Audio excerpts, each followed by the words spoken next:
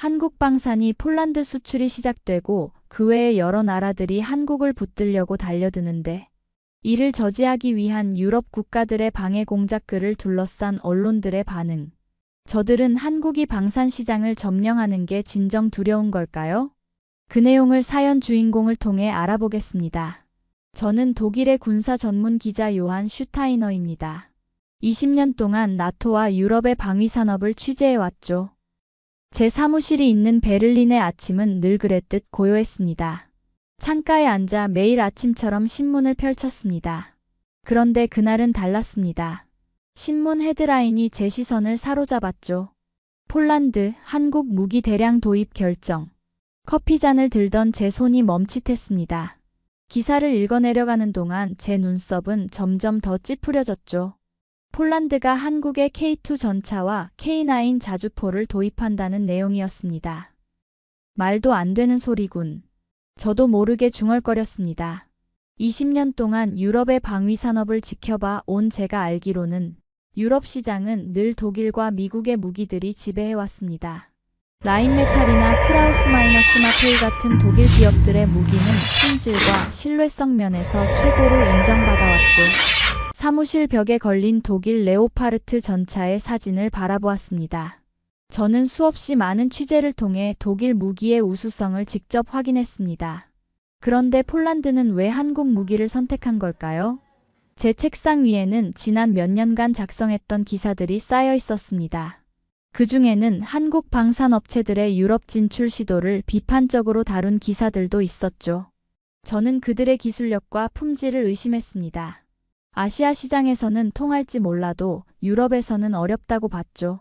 컴퓨터를 켜고 폴란드의 결정에 대한 다른 매체들의 반응을 찾아보기 시작했습니다. 예상대로 많은 전문가들이 의구심을 표현하고 있었습니다. 하지만 몇몇 긍정적인 평가도 눈에 띄었죠. 이건 직접 확인해봐야겠어. 결심이 섰습니다. 편집장에게 전화를 걸어 폴란드 현지 취재를 제안했죠. 평소 제 판단을 신뢰하던 편집장은 바로 승인해 주었습니다. 여권을 꺼내들며 잠시 생각에 잠겼습니다. 제가 그동안 한국 무기에 대해 너무 편견을 가지고 있었던 걸까요? 아니면 정말 그들의 기술력이 부족한 걸까요? 노트북에 폴란드행 비행기 티켓을 예약하면서 제 마음속에는 여러 가지 의문이 교차했습니다. 유럽의 안보가 걸린 중요한 문제입니다. 러시아의 위협이 현실화된 지금 폴란드의 선택이 과연 옳은 것일까요? 사무실 창밖으로 베를린의 랜드마크인 브란덴부르크 문이 보였습니다. 수백 년의 역사를 자랑하는 유럽의 군사 강국들, 그리고 이제 새롭게 등장한 한국. 이 대결의 결과가 어떻게 될지 저는 무척 궁금했습니다. 가방을 싸면서 제 머릿속에는 수많은 질문이 맴돌았습니다.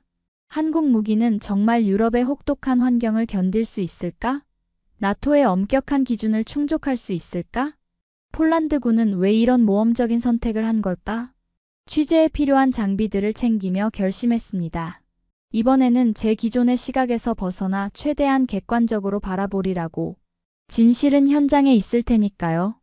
하늘은 점점 어두워지고 있었습니다. 내일이면 저는 폴란드로 떠납니다. 그곳에서 어떤 진실을 마주하게 될지, 제 예상이 맞을지 틀릴지 아무도 모르는 일이었죠.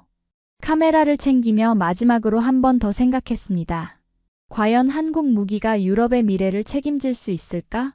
이 질문의 답을 찾기 위해 저는 이제 긴 여정을 시작하려 합니다. 바르샤바 공항에 도착했을 때 저를 맞이한 건 무거운 긴장감이었습니다.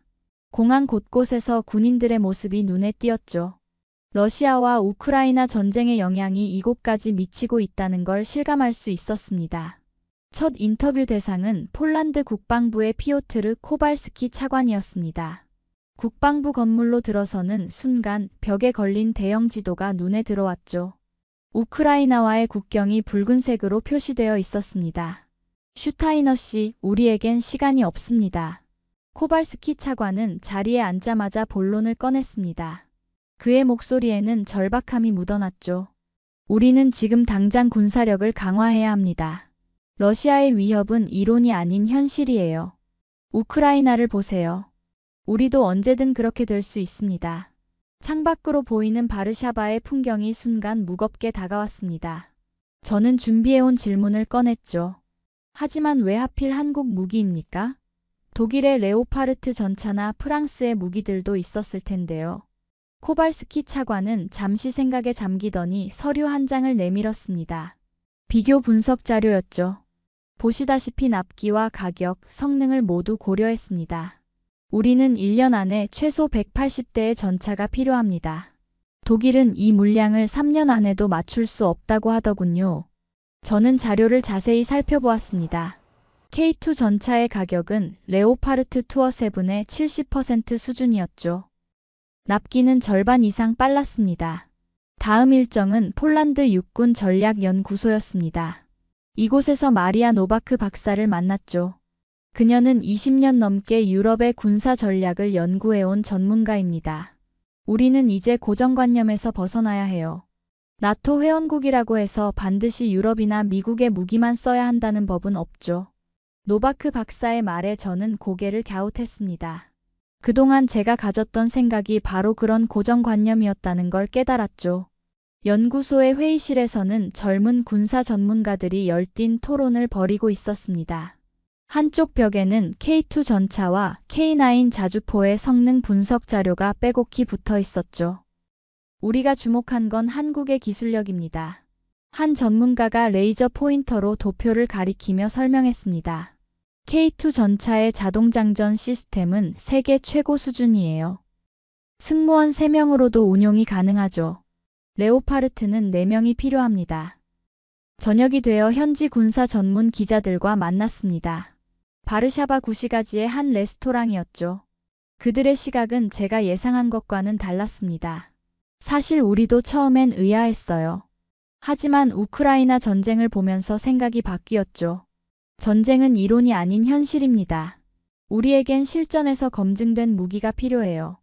다음 날 아침 저는 폴란드 육군 훈련소를 방문했습니다. 넓은 훈련장에는 아직 독일제 레오파르트 전차들이 늘어서 있었죠. 하지만 몇 개월 후면 이곳에 한국의 K2 전차가 들어선다고 합니다. 우리 부대원들은 이미 한국에서 교육을 받고 있습니다. 훈련소장 야누시 대령이 말했습니다. 그의 목소리에는 자부심이 묻어났죠. 처음에는 저도 걱정했어요.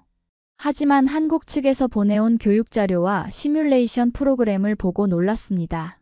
그들의 준비성과 체계성은 정말 대단했죠. 취재를 하면 할수록 의문이 꼬리를 물었습니다. 한국 무기의 성능은 정말 유럽의 기준을 충족할 수 있을까요? 현장 테스트는 어떻게 진행되었을까? 이 모든 의문을 해소하기 위해 저는 다음 날 있을 무기 테스트 현장을 기다리고 있었습니다. 이른 아침 폴란드 드라프스코 훈련장에 도착했습니다. 차가운 바람이 얼굴을 스쳤죠. 안개가 자욱한 훈련장에는 이미 수십 명의 군 관계자들이 모여 있었습니다. 오늘은 특별한 날이 될 겁니다. 현장을 지휘하는 카지미에시 대령이 저를 맞이했습니다. 그의 표정은 비장해 보였죠. 우리는 지난 3개월간 K2 전차와 K9 자주포의 성능을 테스트해왔습니다. 오늘은 그 마지막 검증의 날이죠. 안개 속에서 거대한 실루엣이 모습을 드러냈습니다. K2 전차였죠. 무게 55톤의 강철 괴물이 우리 앞에 있었습니다. 옆에는 레오파르트 투어 7도 나란히 서 있었습니다. 이제 시작하겠습니다. 카지미에시 대령의 신호와 함께 K2 전차가 움직이기 시작했습니다.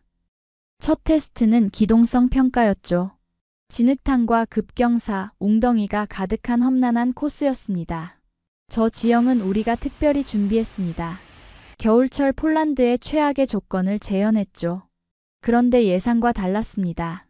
K2 전차는 마치 얼음 위를 달리는 스케이터처럼 부드럽게 움직였습니다.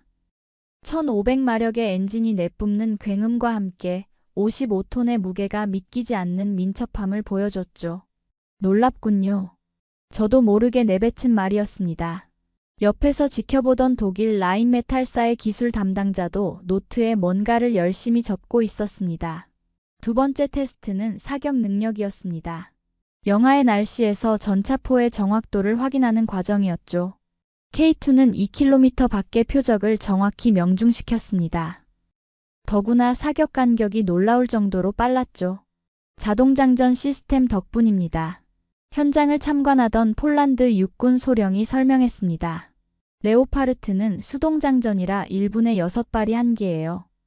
하지만 K는 1분에 10발까지 가능합니다. 이어서 K9 자주포의 시연이 시작됐습니다. 155mm 포탄이 하늘을 가르며 날아갔습니다. 연속 사격 중에도 진지를 옮기는 이른바 슈트 앤 스쿠트 능력 테스트였죠. 40km 밖의 목표물도 정확히 타격할 수 있습니다. 기존 우리가 사용하던 자주포보다 사거리가 8km나 깁니다. 그때였습니다. 갑자기 비가 쏟아지기 시작했죠. 하지만 테스트는 계속됐습니다. 오히려 현장의 장교들은 더 기뻐하는 듯 했습니다. 이런 날씨야말로 최고의 테스트 조건이죠. 실전은 늘 최악의 조건에서 벌어지니까요. 비를 맞으며 지켜보는 동안 저의 고정관념이 하나씩 무너져 내리는 걸 느꼈습니다. 한국 무기들은 제가 생각했던 것보다 훨씬 뛰어났죠. 특히 인상적이었던 건 디지털 전장 관리 시스템이었습니다.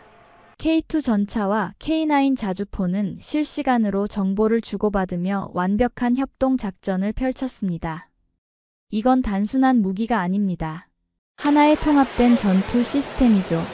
카즈미에시 대령의 설명에 고개를 끄덕일 수밖에 없었습니다. 현대전에서 가장 중요한 건 바로 이런 통합 전투 능력이니까요. 테스트가 끝나갈 무렵 한 젊은 폴란드 장교가 다가왔습니다. 저는 처음엔 반대했습니다. 익숙하지 않은 무기를 도입하는 게 불안했거든요. 하지만 이제는 확신이 섰어요. 우리는 옳은 선택을 했습니다. 해가 저물어갈 때까지도 저는 현장을 떠나지 못했습니다. 오늘 본 광경들을 정리하고 싶었거든요.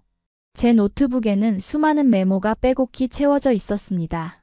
이건 예상과 정말 다르군. 숙소로 돌아가는 차 안에서 중얼거렸습니다. 하지만 이것이 전부가 아니었죠. 이 선택을 반대하는 세력들도 만나봐야 했습니다. 진실은 늘 양면성을 가지고 있으니까요. 바르샤바의 한 호텔 라운지에서 저는 특별한 만남을 가졌습니다. 폴란드 육군 참모총장을 지낸 안제이 브로니슬라프스키 장군과의 인터뷰였죠. 나토의 역사를 보세요. 브로니슬라프스키 장군은 차분한 목소리로 말을 이어갔습니다. 우리는 수십 년간 미국과 독일의 무기를 사용해왔습니다. 그들과 함께 작전을 수행했고 전술을 발전시켜왔죠. 이런 협력 체계를 하루아침에 바꾸는 건 위험한 도박입니다. 저는 어제 본 테스트 결과에 대해 언급했습니다. 하지만 장군은 고개를 저었죠. 몇 번의 테스트로 무기의 진정한 가치를 알 수 있을까요? 전쟁은 테스트장이 아닙니다. 실전에서는 모든 것이 달라지죠. 그의 말에는 일리가 있었습니다. 저도 군사 전문 기자로서 이 점을 간과할 수는 없었죠. 다음 날 폴란드 국방부 관계자들과의 비공식 미팅이 있었습니다. 이곳에서 저는 더 강한 반대 의견들을 들을 수 있었습니다.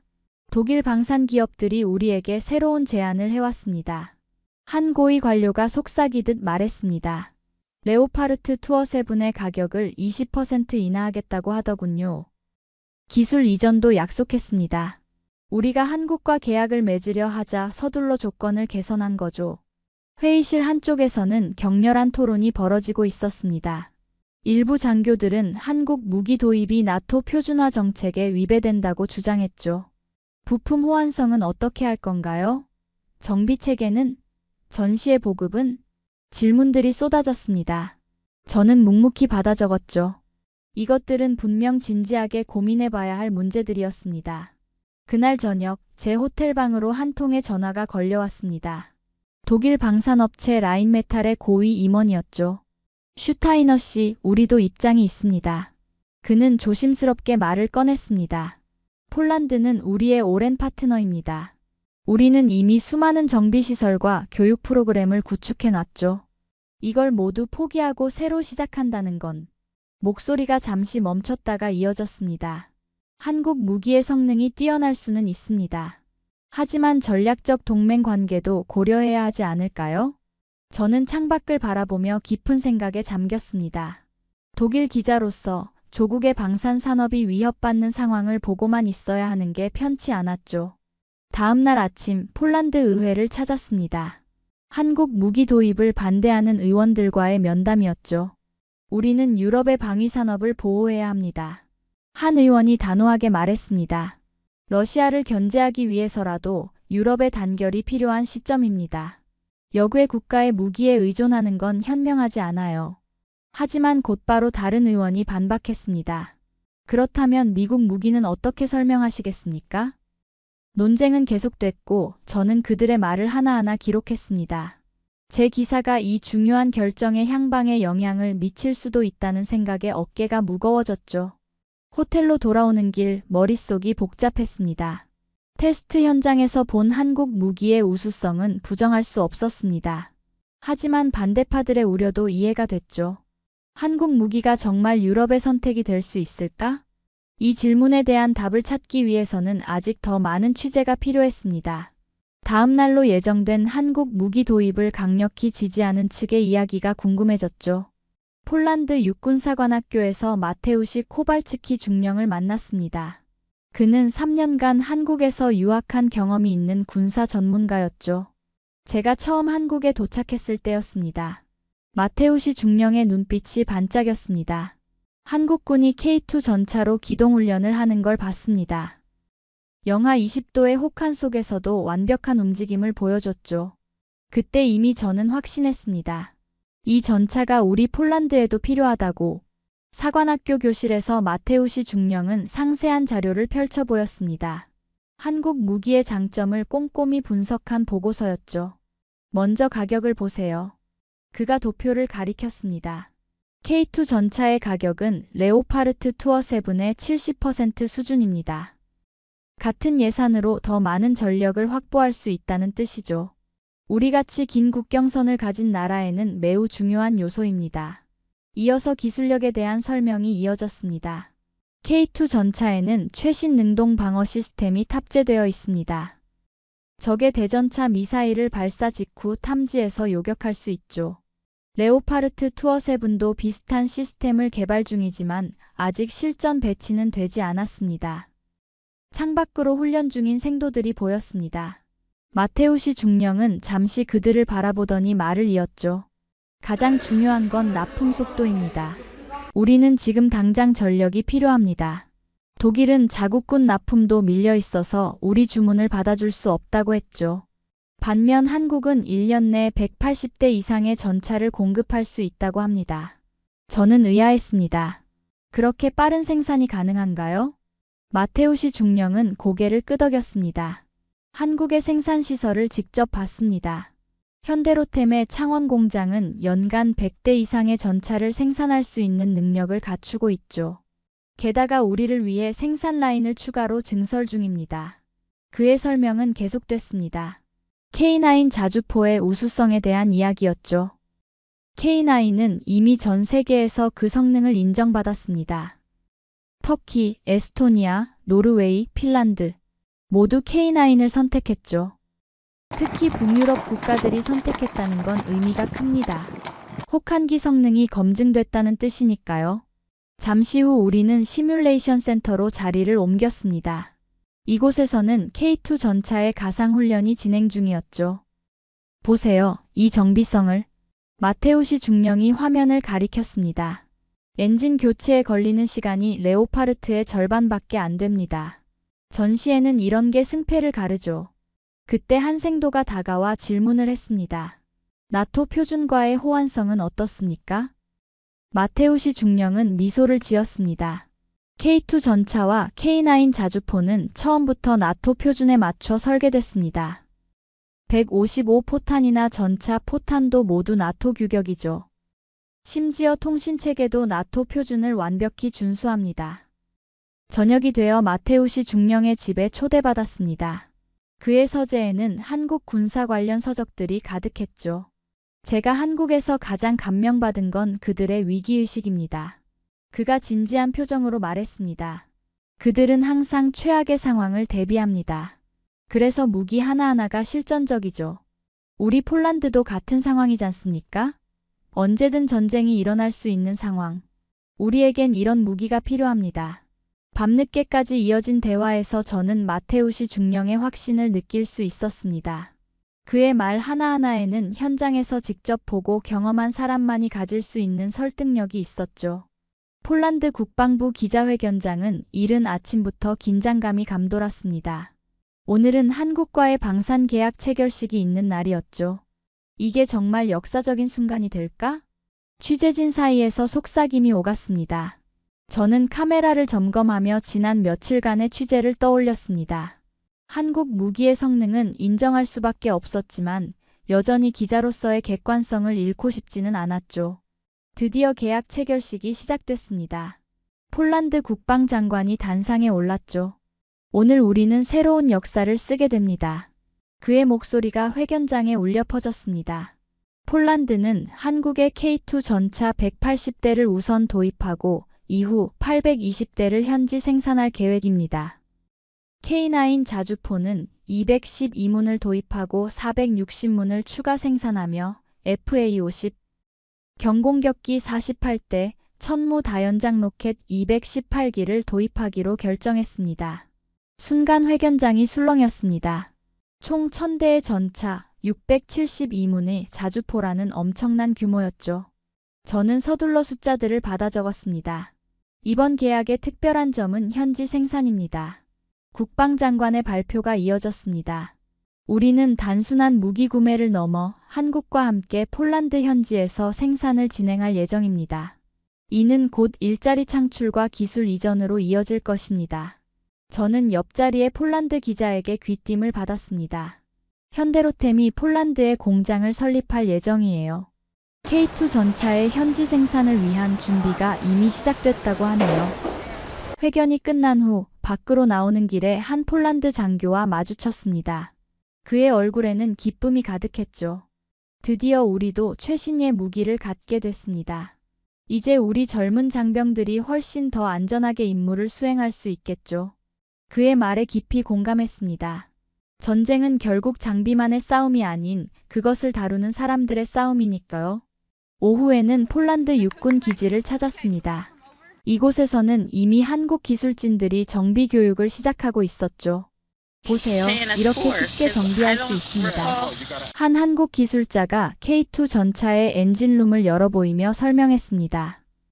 폴란드 정비병들의 눈이 반짝였죠. 저는 카메라에 담긴 사진들을 하나씩 살펴보았습니다.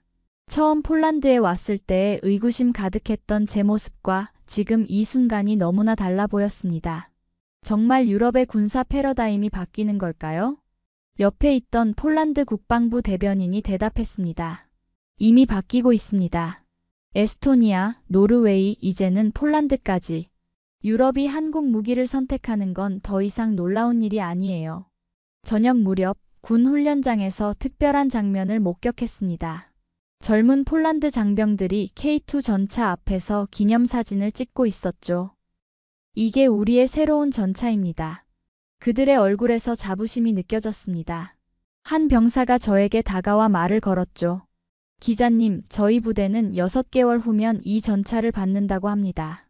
정말 기대됩니다. 그의 순수한 기쁨을 보며 저는 문득 깨달았습니다. 이 계약은 단순한 무기 거래가 아닙니다. 이는 한 나라의 안보와 젊은이들의 생명을 책임지는 중대한 결정이었던 거죠. 호텔로 돌아오는 길, 석양이 바르샤바의 하늘을 물들이고 있었습니다. 저는 노트북을 펴고 오늘의 기사를 쓰기 시작했습니다. 하지만 이번엔 평소와는 다른 마음가짐이었죠. 나는 과연 이 역사적인 순간을 제대로 전달할 수 있을까? 베를린으로 돌아온 첫날, 저는 평소와 다른 분위기를 느꼈습니다. 제 사무실이 있는 신문사 건물에서는 이미 폴란드의 결정에 대한 논의가 한창이었죠. 요한, 자네가 직접 본 현장은 어땠나? 편집장이 커피 한 잔을 건네며 물었습니다. 저는 잠시 생각에 잠겼습니다. 솔직히 말씀드리면 제가 예상했던 것과는 많이 달랐습니다. 노트북을 펴고 현장에서 찍은 사진들을 보여주었습니다. K2 전차의 기동 훈련 장면, K9 자주포의 사격 테스트, 폴란드 장병들의 생생한 표정들까지. 이건 단순한 무기 도입이 아닙니다. 폴란드는 이미 현지 생산을 준비하고 있어요. K2 전차 820대, K9 자주포 460문을 자국에서 생산할 계획입니다. 편집장의 표정이 심각해졌습니다. 다음 날 아침 독일 국방부 관계자와 만남이 있었습니다. 평소 자주 취재했던 페터 슈미트 국장이었죠. 우리도 상황을 예의주시하고 있네요. 슈미트 국장이 창밖을 바라보며 말했습니다. 사실 우리 레오파르트 전차의 생산 라인은 이미 포화 상태입니다. 독일군 현대화 사업에도 물량이 부족한 상황이죠. 폴란드의 요구를 단기간에 맞추기는 어려웠을 겁니다. 오후에는 라인메탈 본사를 찾았습니다. 이곳의 분위기는 한층 더 무거웠죠. 우리는 경쟁력을 재검토해야 할 것 같습니다. 한 임원이 조심스럽게 말을 꺼냈습니다. 한국의 생산 능력이 놀랍습니다. 우리가 3년 걸린다고 했던 물량을 그들은 1년 만에 납품하겠다고 하니 게다가 가격 경쟁력까지 갖추고 있죠. 저는 독일 육군 교육사령부도 찾았습니다. 이곳에서는 이미 한국 무기에 대한 연구가 시작되고 있었습니다. K2 전차의 자동장전 시스템은 주목할 만합니다. 한 교관이 설명했습니다. 우리 레오파르트는 수동장전 방식을 고수하고 있지만 이제는 재검토가 필요할 것 같네요. 현대전에서는 더 빠른 사격 속도가 요구되니까요. 저녁에는 베를린 국제안보 포럼에 참석했습니다. 이날의 주제는 유럽 방산 시장의 새로운 변화였죠. 우리는 이제 아시아의 방산 기술력을 진지하게 받아들여야 합니다. 한 전문가의 발언이 깊은 인상을 남겼습니다. 특히 한국은 실전 경험을 바탕으로 무기를 개발해왔습니다. 북한과의 긴장 관계 속에서 다져진 그들의 기술력은 결코 과소평가할 수 없죠. 다음 날 독일 방산업체 연합회의 긴급 회의가 소집됐다는 소식을 들었습니다. 제가 취재한 내용이 업계에 적지 않은 파장을 일으킨 듯했죠. 우리도 변해야 합니다. 한 임원의 발언이 회의록에 남았습니다. 생산시설 확충, 가격 경쟁력 제고, 기술 혁신. 모든 것을 원점에서 재검토해야 합니다. 사무실로 돌아와 기사를 마무리하면서 저는 깊은 고민에 빠졌습니다. 독일의 방산 정책도 이제는 변화가 필요한 시점일까요? 우리가 그동안 누려온 유럽 시장에서의 독점적 지위는 이제 끝난 걸까요? 창밖으로 보이는 베를린의 풍경이 왠지 달라 보였습니다. 변화의 바람은 이미 불어오고 있었고 우리는 그 바람 앞에서 새로운 선택을 해야 할 때가 온 것 같았습니다. 제 기사가 독일 언론에 실린 후 예상치 못한 반응이 이어졌습니다. 프랑스와 이탈리아의 언론들이 연이어 취재를 요청해왔죠. 폴란드의 선택이 유럽 전체에 영향을 미칠 것 같습니다. 프랑스의 한 동료 기자가 전화로 말했습니다. 우리 국방부도 K9 자주포에 관심을 보이고 있어요. 노르웨이, 에스토니아에 이어 폴란드까지. 이제는 무시할 수 없는 현실이 됐죠. 저는 다시 한번 취재 노트를 펼쳤습니다. 한국의 방산 수출은 이미 전 세계로 확대되고 있었죠. K9 자주포는 터키, 인도, 호주까지 수출되었고 FA-50 경공격기는 말레이시아, 필리핀 등에서 높은 평가를 받고 있었습니다. 어떻게 이런 성과가 가능했을까요? 한국의 방산 전문가와 화상 인터뷰를 진행하면서 물었습니다. 우리는 실전을 염두에 두고 무기를 개발합니다. 북한과 대치하는 상황에서 허상이 아닌 실제 전장에서 필요한 무기를 만들어야 했죠. 여기에 우리만의 기술력과 장인 정신이 더해졌습니다. 그의 말에서 자부심이 느껴졌습니다. 그것은 단순한 자만이 아닌 수십 년간의 노력과 도전으로 이룬 성과에 대한 당당함이었죠. 한국의 방산 기술은 이제 세계 최고 수준입니다. K2 전차의 자동장전 시스템, K9 자주포의 사격 통제 시스템은 독일이나 미국의 것보다 앞서 있죠. 그리고 우리는 여기서 멈추지 않을 겁니다. 실제로 한국은 이미 다음 단계를 준비하고 있었습니다. AI 기반의 전투체계, 무인 전투 차량, 차세대 전투기까지. 그들의 도전은 계속되고 있었죠. 우리가 개발한 무기들이 이제는 유럽의 평화를 지키는 데 기여하게 됐습니다. 한국 방사청의 한 관계자가 말했습니다. 그의 목소리에서 뿌듯함이 묻어났죠. 50년 전만 해도 우리는 미국의 군사 원조를 받던 나라였습니다. 하지만 이제는 나토 회원국들이 우리 무기를 선택하고 있죠. 이것이 바로 한국인의 저력입니다. 제 사무실 창밖으로 석양이 지고 있었습니다. 마지막 기사를 마무리하며 저는 깊은 감동을 느꼈습니다. 한국이라는 나라가 이뤄낸 놀라운 성취 앞에서 저는 한 명의 기자로서 겸손해질 수밖에 없었죠. 나는 처음에 한국 무기의 성공을 의심했다. 하지만 이제는 그들의 가능성을 인정하지 않을 수 없다. 키보드를 두드리며 마지막 문장을 적었습니다. 한국은 이제 더 이상 아시아의 작은 나라가 아니다. 그들은 세계 최고의 기술력으로 새로운 역사를 쓰고 있다. 폴란드에서 시작된 변화의 바람은 이제 전 유럽으로 퍼져나갈 것이다. 그리고 나는 그 역사적인 순간을 직접 목격한 증인이 되었다. 이제 마지막으로 기사의 제목을 적어야 했습니다. 잠시 고민하다가 키보드를 두드렸죠. 한국 무기 유럽의 새로운 선택이 되다 기술력과 신뢰로 일군 놀라운 성취의 기록. 기사를 마무리하며 저는 생각했습니다. 한국이라는 나라가 보여준 것은 단순한 무기 수출의 성공이 아니었습니다. 그것은 불굴의 의지와 끊임없는 혁신으로 세계 최고에 도전한 한민족의 자부심이었죠. 그들이 이뤄낸 성과는 이제 전 세계가 인정할 수밖에 없는 현실이 되었습니다. 기사를 마무리하려는 그 순간 제 휴대폰이 울렸습니다. 노르웨이 국방부 출입기자인 옛 동료였죠. 요한, 노르웨이도 K2 전차 도입을 검토하고 있다는 소식 들었나? 저는 급히 컴퓨터를 다시 켰습니다. 한국 방산의 성공은 폴란드에서 끝나지 않고 있었죠. 노르웨이는 이미 K9 자주포를 도입해 운용 중이었습니다. 핀란드의 경우 K9 자주포를 더 추가 도입하기로 했고, 에스토니아도 K9 자주포를 실전 배치했죠. 아시아에서의 실적은 더 놀랍습니다. 한국 방산 전문가가 보내온 자료를 살펴보았습니다. 인도는 K9 자주포의 기술을 이전받아 현지에서 생산하고 있었고, 호주도 K9 자주포를 채택했습니다.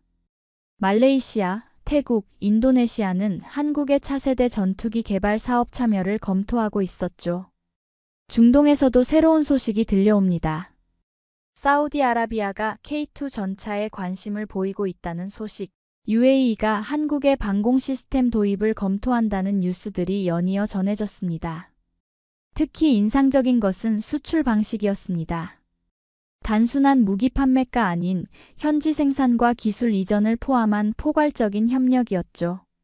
폴란드에서 성공한 모델을 우리도 적용하고 싶습니다. 인도네시아 국방부 관계자의 인터뷰가 눈에 띄었습니다. 영국도 한국의 방산 기술에 주목하고 있었습니다. 최근 영국 국방부는 한국의 함정 건조 기술에 깊은 관심을 보이고 있다는 소식이 들려왔죠. 2023년 한국의 방산 수출액이 사상 최대를 기록했습니다. 이제는 세계 4위의 방산 수출국으로 올라설 수 있을 거예요. 방산 전문가의 설명이 이어졌습니다. 앞으로가 더 기대됩니다. 현재 협상 중인 계약만 수십조 원에 달하니까요. 제가 취재를 마무리할 무렵 또 하나의 뉴스가 들어왔습니다. 루마니아가 한국의 K9 자주포 도입을 검토한다는 내용이었죠. 유럽의 지도가 바뀌고 있습니다. 저는 유럽 지도 앞에 섰습니다. 한국 무기를 도입했거나 도입을 검토 중인 국가들을 하나씩 표시해 보았죠. 그 숫자가 놀라웠습니다. 폴란드, 노르웨이, 핀란드, 에스토니아, 이제 루마니아까지. 그리고 이것은 시작에 불과하다. 마지막 문장을 추가했습니다. 한국 방산의 성공은 더 이상 우연이 아니다. 그들은 기술력과 신뢰로 세계 방산의 새로운 강자로 우뚝 섰다. 이제 전 세계가 주목하는 것은 단순한 무기가 아닌 대한민국이라는 나라가 만들어낸 혁신과 도전 정신이다. 여러분, 한국이 이젠 반도체 자동차 이외에도 전 세계 방산 시장을 흔들고 있습니다. 견제도 많고 방해도 많겠지만 한국 방산이 전 세계의 무기 시장의 판도를 바꿀 날이 멀지 않은 듯 하네요. 위대한 대한민국 국민으로서 자부심과 긍지를 느끼며 지금까지 사연을 마무리할게요. 시청해주신 여러분 사랑합니다. 지금까지 감동이 눈물 하늘솜이었습니다. 구독, 좋아요, 알림 설정은 채널에 크나큰 도움이 됩니다.